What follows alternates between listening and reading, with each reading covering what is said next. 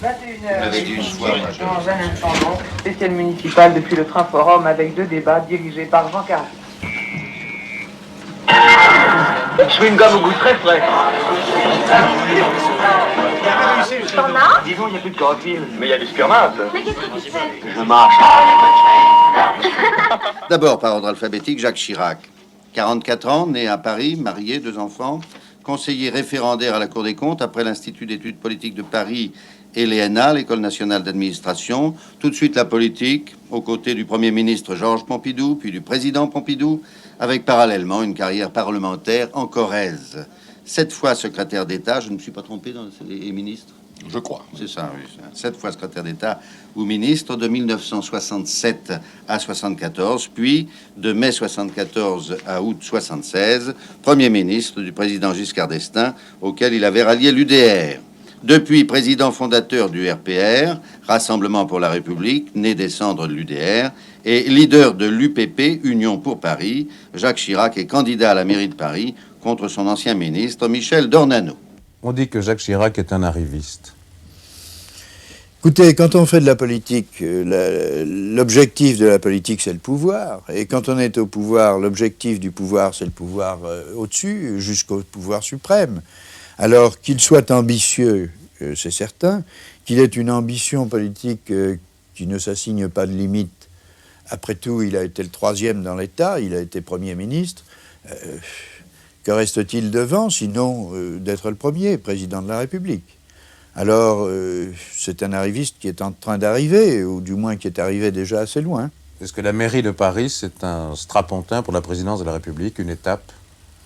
Je crois que c'est une place forte, une citadelle sur le chemin de ses conquêtes, parce que le maire de Paris sera un personnage qui tiendra beaucoup de place, qui sera constamment présent. D'ailleurs, présent aux côtés du chef de l'État, du président de la République, pour toutes les cérémonies, toutes les réceptions de chefs d'État étrangers, et puis qui est chargé de forts symboles.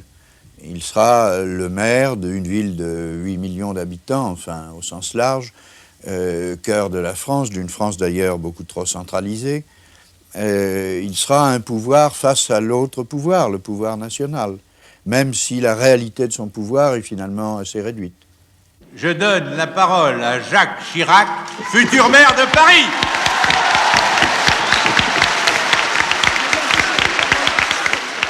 Voilà.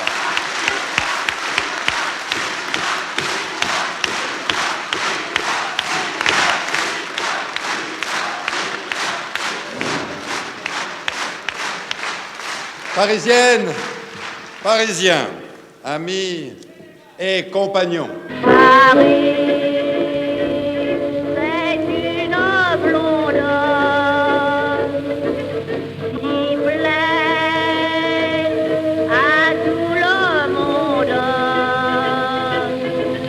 Le nez retrousse les rochers, les yeux toujours riants.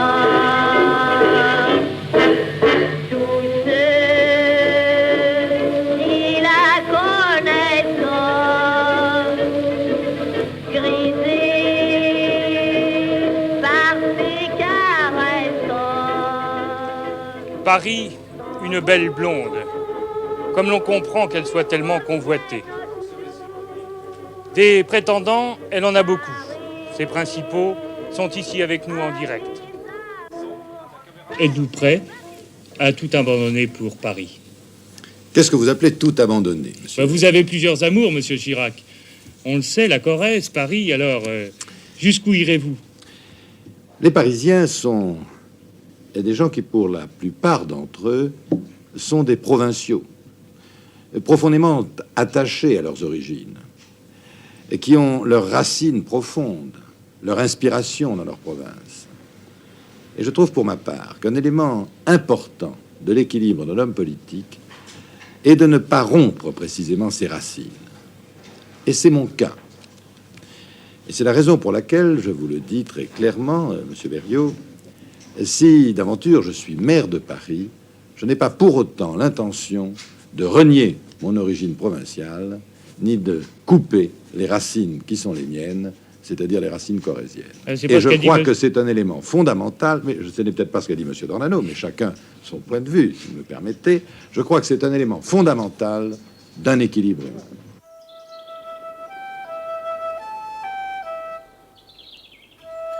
Député de Corrèze depuis 1967, les racines politiques de Jacques Chirac sont ici.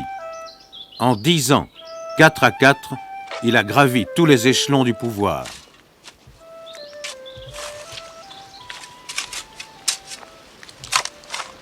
Le château de M. Chirac, il est loin d'ici? Oh, 500 mètres environ. Par là? Oui, sur la droite, là. 500 mètres. Un grand château? Oui, c'est un beau château, quoi, qui a été rénové, enfin, en état, quoi. Il est très bien. Et comment se fait-il que M. Chirac ait acheté ce château? Ah, je ne sais pas, comme il était... enfin, il s'est fait porter député de la région, il a connu le coin, quoi. Il avait envie de ce château. Oui, il a vu ce château, puis il l'a acheté. Voilà. Ça doit coûter cher, un château pareil. Ah là, vous savez, les prix, je ne suis pas au courant de... Sûrement, oui. En mars 1969, Jacques Chirac achète un château du XVIIe siècle. Un mois après l'achat, le château est classé monument historique.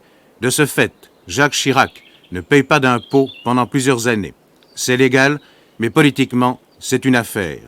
On l'appelle désormais Château Chirac. Oh, c'est un petit château, c'est une résidence secondaire. Ça a pratiquement rien d'un château. Est-ce que M. Chirac vient souvent au château? Oh, presque jamais. Même quand il vient en Corrèze, il ne vient pas au château, il vient 1 ou 2 fois par an, il reste 2 ou 3 jours. Est-ce que Chirac va devenir maire de Paris? Oh ben écoutez, je ne suis pas parisien et j'aime pas Paris. À un certain moment, je montais très souvent, mais j'aime pas Paris. Donc, je ne peux pas vous dire ce qui se passe à Paris. Maintenant, il n'a jamais eu d'échec, je ne pense pas que ce soit ça. C'est ça. Bien.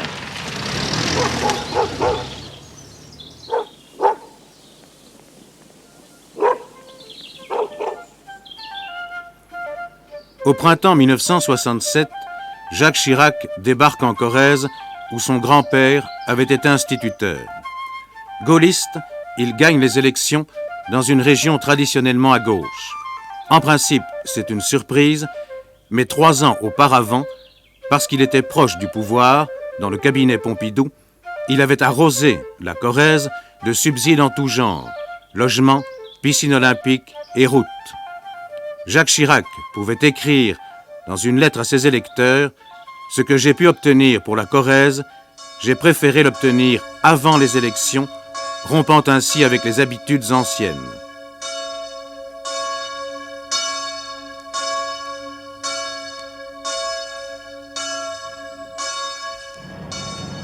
Jacques Chirac ne manque pas d'astuces. Il est populaire en Corrèze, une région déshéritée, sous-employée, sous-développée économiquement. Il a fait quelque chose pour cette région. Il est populaire, mais pas pour tout le monde. La gauche n'a pas disparu totalement de Corrèze. Il est très bon pour la Corrèze, c'est-à-dire dans le sens il a apporté régional, beaucoup de choses. quoi. Il a apporté beaucoup de choses. Enfin, au point de route. Au point de route. Ah si, au point de route. Ah, au point de route. Madame n'est pas d'accord. Mais je ne suis pas d'accord parce que au point de vue route, ce n'est pas Chirac qui a apporté les routes. Ce sont des subventions nationales. Il n'a fait pas avoir. Mais non, c'est pas Chirac. Ce sont des choses qui sont votées normalement. Mais Chirac, il fait tout pour vous faire croire que c'est lui qui vous apporte les choses. Et vous le croyez. Je pense que il sait, bien sûr, il sait prendre les gens. Il fait peut-être... Il a beaucoup de contacts. Il a des contacts, mais moi je pense que ce sont des contacts superficiels parce qu'il fait croire aux gens qu'il les estime, qu'il se penche sur le problème. Oui, sur leurs problèmes. Il les tutoie, il tutoie tout le monde, mais il ne tutoie pas sa femme, par exemple. Vraiment ? Tout le monde sait ça. Ah, vous êtes sûr ? Il tutoie tout le monde. Sauf sa femme. Sauf sa femme. Alors, c'est de la démagogie, tout simplement. Et si c'est de la démagogie... Vous trouvez que ce n'est pas normal de ne pas tutoyer sa femme ? Mais ça se fait que dans un certain milieu. Hein ?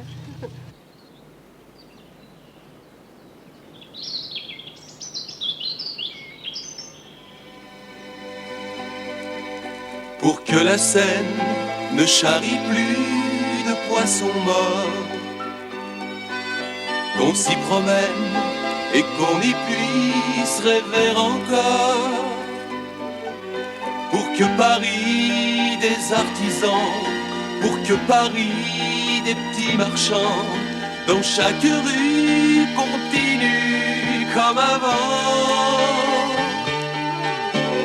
Les amoureux de Paris sont unis, tous unis, avec Chirac pour Paris, Chirac pour Paris, tous unis. Les amoureux de Paris sont unis, tous unis, dans un Paris retrouvé et digne de son passé. Il est difficile de connaître un homme politique lorsqu'il n'est pas en représentation. Nous avons fréquenté longuement Jacques Chirac. Que dire? En tout cas, c'est un félin. 1,85 m, 85 kg. Il a le charme et les coups de griffe des grands fauves.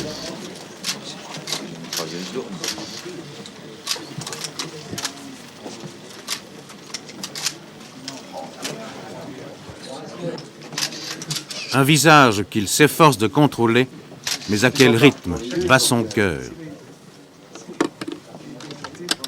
Avec son côté robuste, fonceur, battant, c'est aussi, d'une certaine manière, un cœur tendre. Et il y a une chose assez émouvante, il était très proche de Georges Pompidou. Il faut dire que Pompidou, sauf par sa famille, a été très vite oublié, gommé dans la politique française et dans la vie publique française. Et puis c'est ainsi. Il reste le centre d'art Beaubourg, mais auquel on a donné son nom, mais c'est tout. Et Jacques Chirac a porté pendant un an une cravate noire, qui n'était pas faite pour qu'on le remarque. C'était pour lui la manière de témoigner de son deuil de la mort de Pompidou.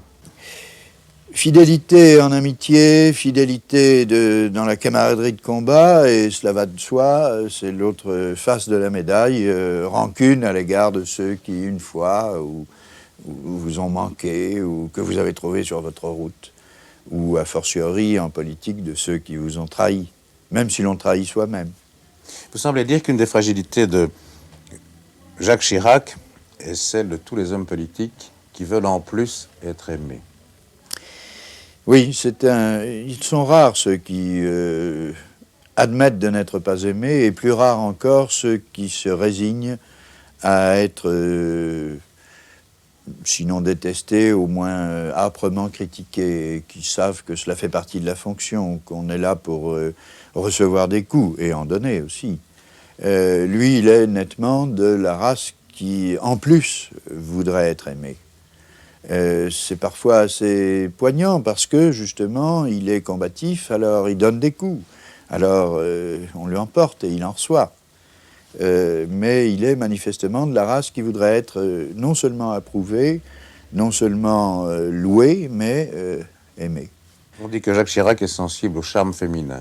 Est-ce que c'est exact? On le dit, mais vous savez, c'est un phénomène commun à beaucoup d'hommes publics, et puis on le remarque chez eux, et moins chez d'autres, moins chez des personnes privées, et puis surtout quand ils ont ce tempérament de fonceur, eh bien mon Dieu, il faut conquérir les foules. On peut commencer par conquérir quelques éléments de ces foules.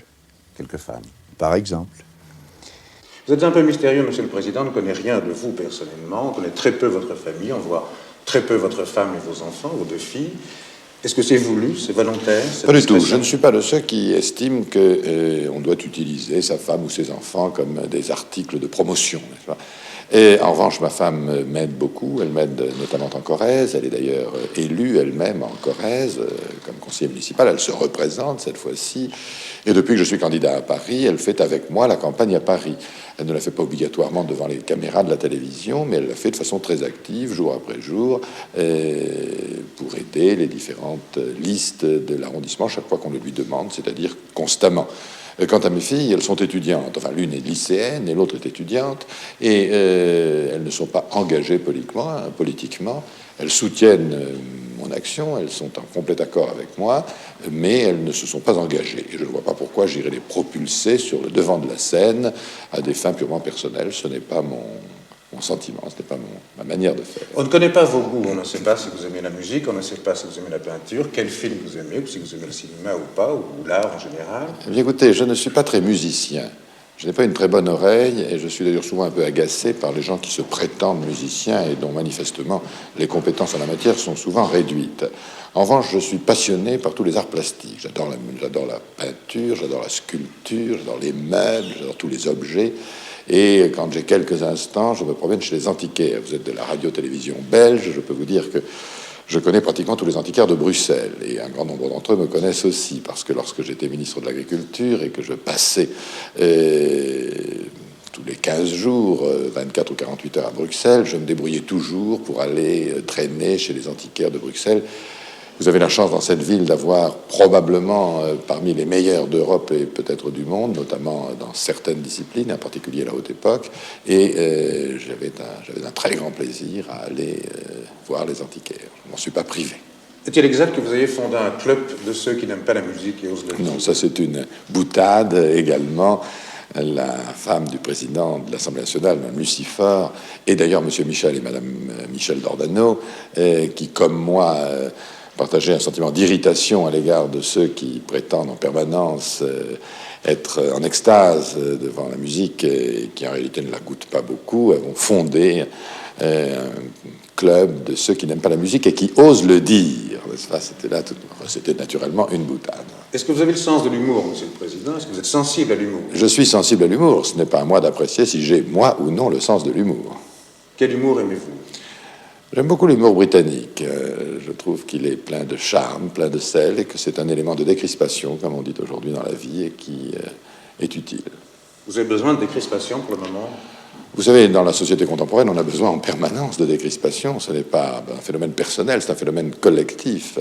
Malheureusement, les contraintes que font peser les techniques sur les hommes, les femmes d'aujourd'hui, notamment en milieu urbain, sont telles qu'on a besoin toujours de décrispation. Vous avez une activité débordante, surtout en période électorale. Maintenant, vous avez vraiment une énergie extraordinaire. Comment faites-vous pour résister physiquement? Je mange.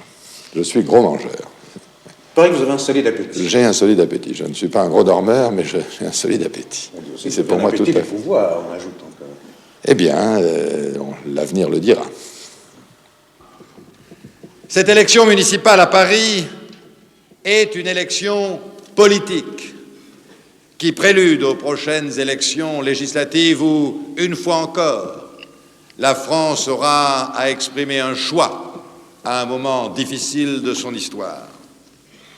Et si demain, la coalition socialo-communiste l'emportait, ici, à Paris, les journaux du monde entier titreraient « Paris est tombé ». Il n'y a pas de cohabitation possible avec les dirigeants des partis politiques qui ont promis solennellement d'appliquer le programme commun. Notre conviction en ce domaine est absolue.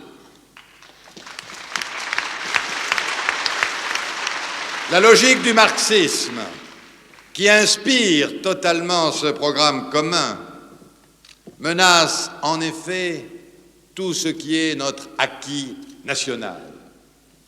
Elle menace notre liberté, quelles que soient les palinodies auxquelles se livrent à un rythme fébrile ceux qui, naguère, parce que leur tactique du moment l'exigeait, ont couvert d'un voile pudique les actes perpétrés par le totalitarisme socialiste. Vous dites dans votre livre que Chirac n'avait pas la moindre idée politique jusqu'à la trentaine. Non, il était l'élève de l'ENA, donc désireux, et je ne dis pas ça d'ailleurs d'une façon désagréable, désireux de participer à la gestion de l'État, de la chose publique, puisque au fond c'est la finalité des élèves de l'École nationale d'administration. Il a fréquenté un petit peu les cercles socialistes de l'ENA, peut-être par curiosité d'ailleurs, et puis en même temps il était plutôt nationaliste. major de Saumur, de l'école de cavalerie de Saumur, assez militariste, assez...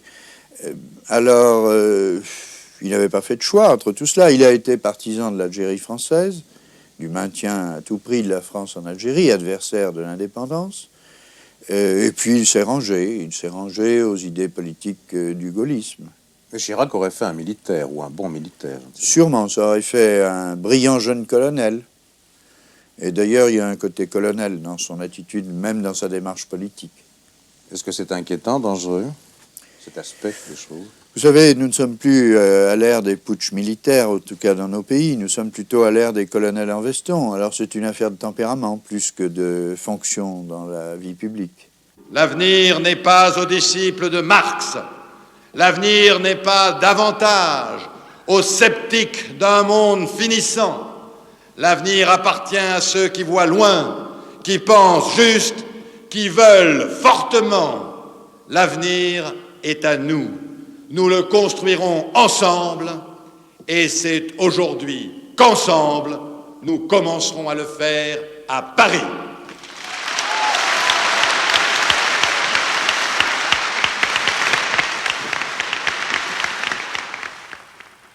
On dit que Jacques Chirac est cassant, autoritaire, que c'est une graine de dictateur. Il n'y a pas que ses ennemis qui le disent, certains de ses amis politiques le disent. Oui, il y a deux visions d'un homme comme celui-là. Il y a la vision de l'énergie, de la force, de l'audace, du courage. C'est la vision optimiste et favorable. Et puis il y a la vision cassant, autoritaire, violent, presque fasciste à la limite. C'est la vision pessimiste, la vision hostile, bien sûr. Rien n'est jamais aussi simple. L'homme n'est jamais, en politique surtout, tout à fait ceci ou tout à fait cela. Je crois pour ma part qu'il y a un peu des deux. Il y a un homme politique habile, qui peut être souple à l'occasion tout en étant extrêmement dynamique. Et puis il y a un tempérament de chef, autoritaire. Et décider, faute d'avoir pu convaincre, décider à contraindre. Chirac est un homme de droite ou d'extrême droite? C'est le tempérament conservateur musclé, si vous voulez. Je ne crois pas qu'on puisse dire extrême droite, parce que l'extrême droite en France, d'abord se place en dehors des institutions et contre elles. Et puis elle est au fond révolutionnaire. Ce n'est pas un révolutionnaire, c'est un homme qui est dans le système. Simplement, ils veulent changer, ils veulent durcir, ils veulent diriger.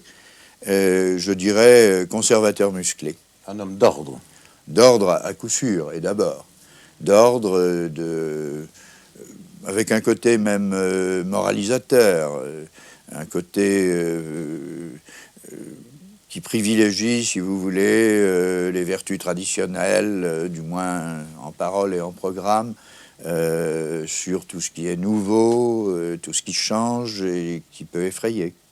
Vous êtes un homme, un battant, comme on dit, un homme d'action. Vous n'avez jamais de doute? Ah, si, les hommes ont des doutes, ou alors ce sont des irresponsables. Mais je crois qu'on doit savoir surmonter ces doutes. Il faut réfléchir, se décider, et à partir de là, ne plus douter. Mais ça ne veut pas dire que pendant la période de réflexion, on n'a pas de doute. Vous n'avez pas d'état d'âme?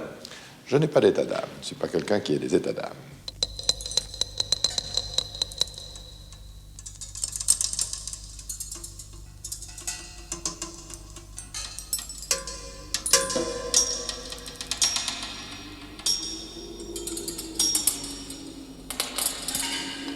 Contre le béton et les immeubles tours, pour les espaces verts, ce sont aussi des thèmes pour la bataille de Paris. Les listes écologiques pèseront lourd dans la balance électorale. D'après les sondages récents, 1 Parisien sur 8 est prêt à voter pour une liste écologique au premier tour. De la gauche à la majorité, on essaie de rallier les défenseurs de l'environnement. Jamais on n'a autant pensé au bien-être de Paris et des Parisiens. On dirait que le trou des Halles, les démolitions et les immeubles tours n'ont été décidés ou approuvés par personne. En politique, il faut savoir oublier. On a parlé des tours, du béton, etc. Et il est bien évident que personne n'imagine ou ne pense que doit être poursuivi ou engagé dans Paris une politique de cette nature, bétonnière, comme on le dit. Il a fallu, à un moment donné, faire face à certaines exigences. Cela a été fait avec des réussites brillantes, avec des échecs manifestes, comme toute politique. Je compte, pour ce qui me concerne, si les listes d'Union pour Paris ont la majorité des élus, et si je suis maire de Paris, je compte dans les jours qui suivront demander à toutes les têtes de liste écologiques de venir me voir pour voir avec eux comment on pourrait intégrer leurs préoccupations dans le développement de la politique, notamment en matière d'urbanisme et d'environnement à Paris. Un maire qui saura défendre Paris, c'est le slogan du comte Michel d'Ornano, le concurrent de Jacques Chirac dans la majorité. Tout le monde découvre l'écologie et l'environnement, la fidélité de d'Ornano au président contre un Chirac qui osa dire dans un discours fameux que le pouvoir suprême était fragile. La majorité est divisée, d'Ornano contre Chirac, Chirac contre la gauche et contre tout le monde. Le 5e arrondissement de Paris, c'est le fief de Jacques Chirac. Il est né ici, il a fait ses études ici. Mais même ici, dans le 5e, il a beaucoup de concurrents, sérieux ou pas sérieux. Il faut parfois chasser la morosité de la campagne électorale.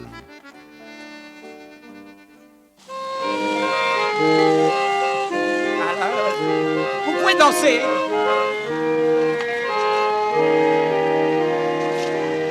J'en ai plein les bottes, c'est pour ça que j'ai mis les bottes aujourd'hui. C'est pour affronter le bourbier électoral, le cloaque, la merde électorale. Parce qu'alors là... Oh, longtemps, longtemps, après que les poètes ont disparu. Plus fort. Leur chanson... Mouna Aguigui, connu en Belgique depuis l'Expo 58, est un vieil anarchiste de 70 ans qui fait, comme on dit, dans l'écologie, l'environnement. Il participe à toutes les campagnes électorales, sauf les présidentielles.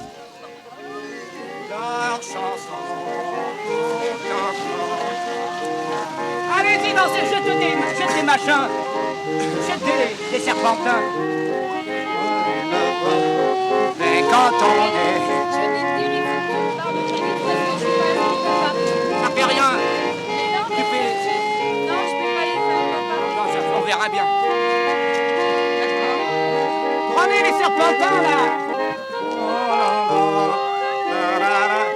Aimez-vous les uns sur les autres. Ne prenez pas le métro, prenez le pouvoir. Nous sommes tous égaux, mais certains sont plus égaux que d'autres. Légère est leur chanson qui rendent gai, qui rendent triste. Filles et garçons, bourgeois, artistes ou vagabonds. Je suis un vagabond. Je suis un vagabond. Je suis un vagabond. Je suis... Waouh, je suis aux abois. Je suis un vagabond. Je suis aux... Waouh, je suis encore aux abois. Vous souriez, mais il faut participer un peu plus. Maintenant, alors, je voulais vous parler également de la campagne électorale. Comme je suis tout de même venu un peu pour ça. Alors, pour voir les candidats qui seront opposés dans le 5e, j'aurai comme adversaire numéro 1, monsieur, il s'appelle Chirac. Jacques. Eh bien, il aurait dit en petit comité, lorsqu'il a appris que je me présentais, il aurait dit, je ne sais pas si c'est vrai, hein, Mouna se présente, ça va être dur.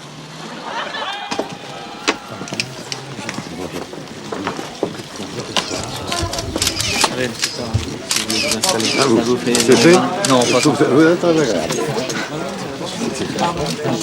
Jacques Chirac est un homme seul contre la gauche, contre la majorité, pour affirmer la survivance du gaullisme. C'est un homme tendu et pourtant plein de ressources.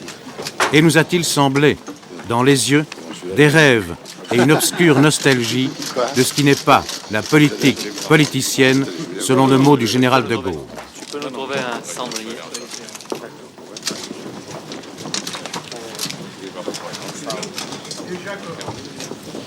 s'est passé, c'est une opération.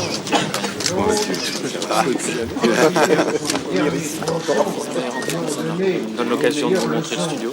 Et qu'au fur et à mesure où le chantier progressait, on faisait de plus En pleine conférence de presse, ce jour-là, on apporte à Jacques Chirac de mauvaises nouvelles. Des candidats de l'Union pour Paris étaient passés sur les listes de son concurrent de la majorité, Michel Dornano. Pire encore, la grande presse de François au Figaro semblait le lâcher. Un coup dur, une réaction de mauvaise humeur ou de dépit, mais quel sang-froid. Et ça, il n'y a pas de solution à ma connaissance qui, dans ce sens, c'est lorsque le périphérique est en élévation.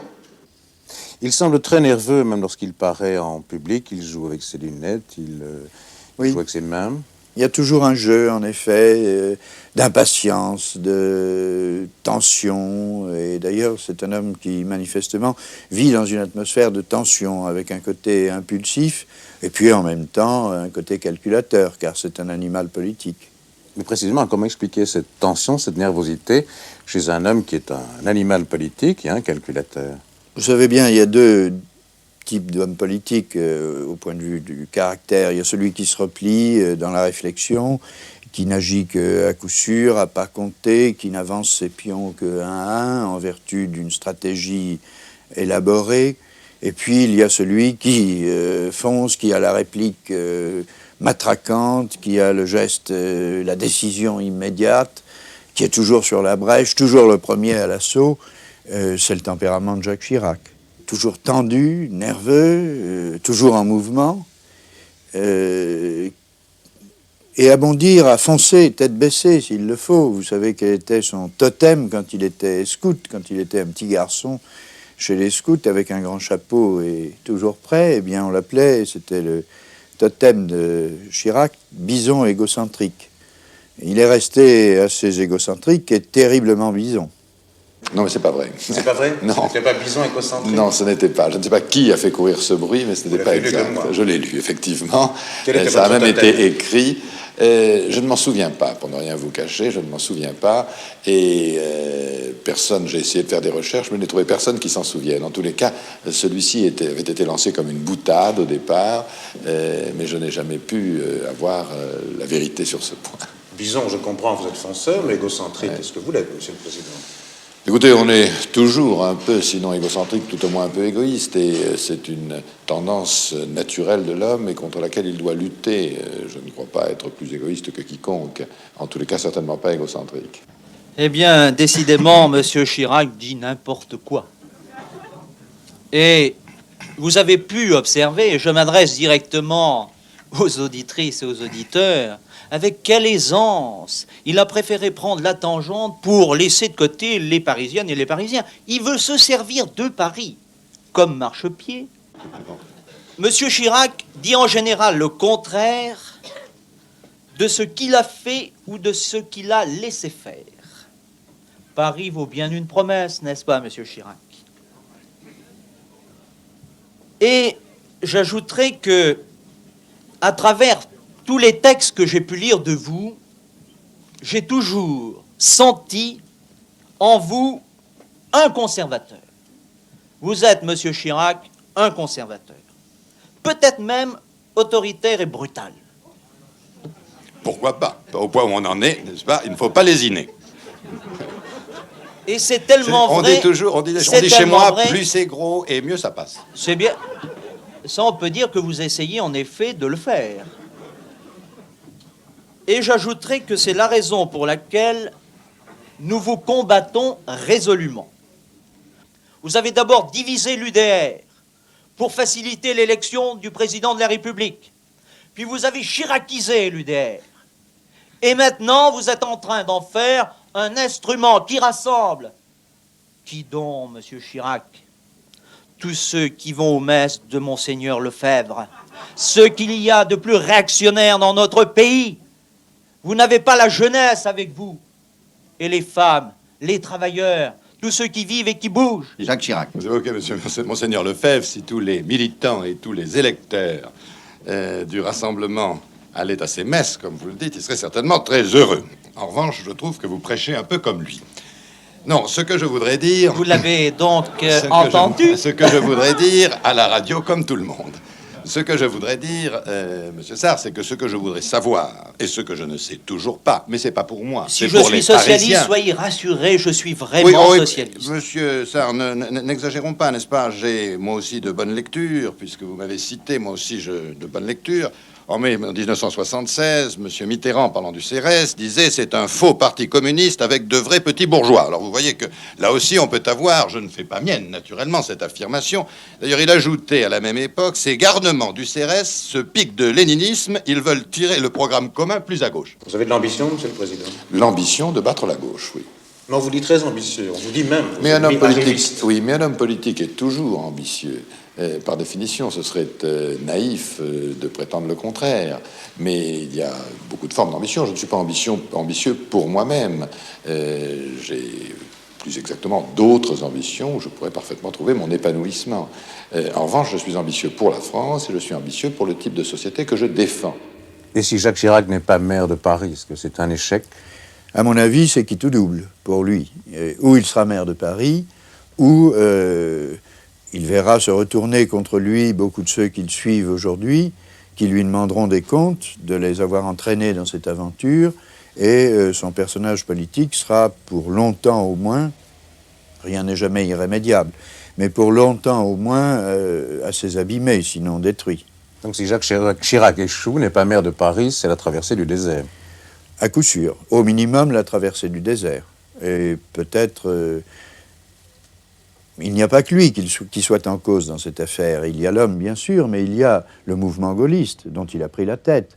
Et c'est là qu'est la clé de toute cette affaire. Mais Jacques Chirac, s'il n'est pas maire, c'est la fin du gaullisme? On ne peut pas dire c'est la fin du gaullisme. Les choses, en France, comme chez vous, bien sûr, mettent longtemps à se mettre en place et elles mettent longtemps à refluer. Alors on a dit le gaullisme ne survivra pas à De Gaulle. Il y a eu Georges Pompidou, il a survécu d'une certaine façon. On dit maintenant le gaullisme ne peut pas vivre sous Giscard. Il y a eu Jacques Chirac, Premier ministre, et qui a aidé à faire de Giscard le chef de l'État, qui a aidé puissamment. Alors maintenant on dit est-ce la fin du gaullisme s'il n'est pas maire de Paris?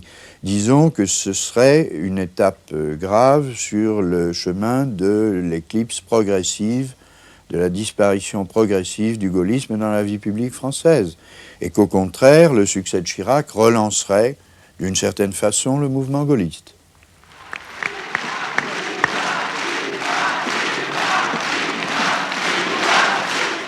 Amis et compagnons, conformément à nos traditions, nous allons maintenant ensemble chanter la Marseillaise. Alors aux enfants de la patrie, le jour de gloire est arrivé. Contre nous de la tyrannie, l'étendard sanglant élevé, l'étendard sanglant élevé. Entendez-vous dans nos campagnes mugir ces féroces soldats qui viennent jusque dans nos bras, égorger nos fils et nos compagnes. Aux armes, citoyens, formez vos bataillons, marchons, marchons, qu'un sang impur abreuve nos sillons.